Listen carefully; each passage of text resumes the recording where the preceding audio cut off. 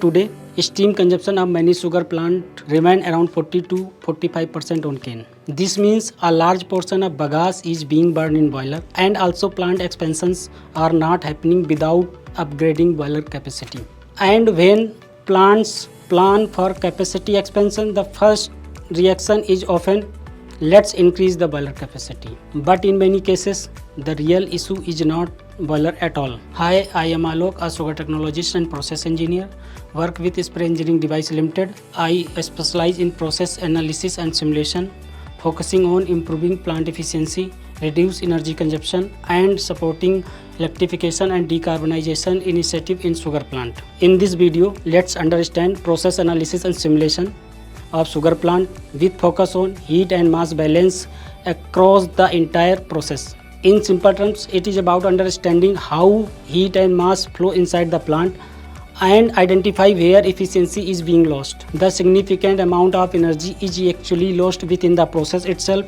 These losses happen due to vapor losses, poor condensate heat recovery, unoptimized vapor bleedings, inefficient evaporator vapor utilization, using high temperature vapor where it is not required. As a result, steam consumption keeps increasing and more bagasse burned simply as a fuel, when in reality bagasse is a valuable byproduct capable generating biofuel and additional revenue. At the same time, energy costs are rising and sustainability pressure is also increasing. Energy efficiency is no longer just a cost saving initiative, it is a survival strategy. So how do we solve this? Through process analysis and simulation. This is a structured engineering approach where we map the complete plant process, perform detailed heat mass balance, track every kilogram steam and vapor.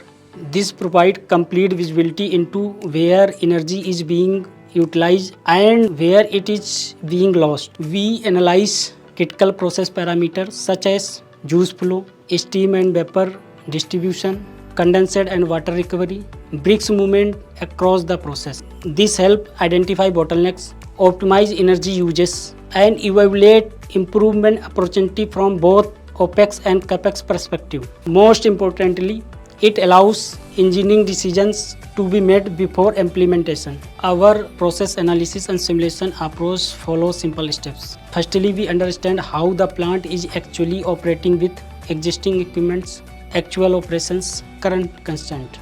Secondly, we collect available operating data from the plant which include juice flow, cane specification like pole percent and fiber percent, and flows rate, temperature and brixes, steam and power. Thirdly, we visit the plant to identify hidden losses that are not visible in reports, which include over operations and hidden losses. With the fourth step, we analyze the collecting data and quantify where losses are actually happening. With the fifth step, we create simple models of same plant with different operating scenario. Without measurement, there is no control.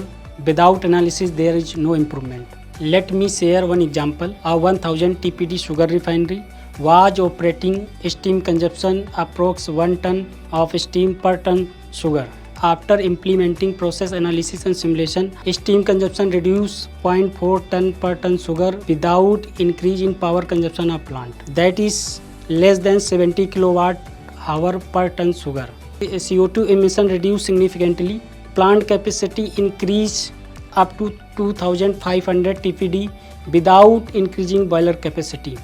This demonstrates how process optimization can improve both efficiency and profitability without unnecessary energy generation. The future of sugar plant will be driven by process intelligence, data-driven decision making, ACD tech, high efficient evaporation system, electrification via heat pump and MBR system, smart monitoring and integrated process control. Plants that adopt intelligent energy management today will lead the industry tomorrow.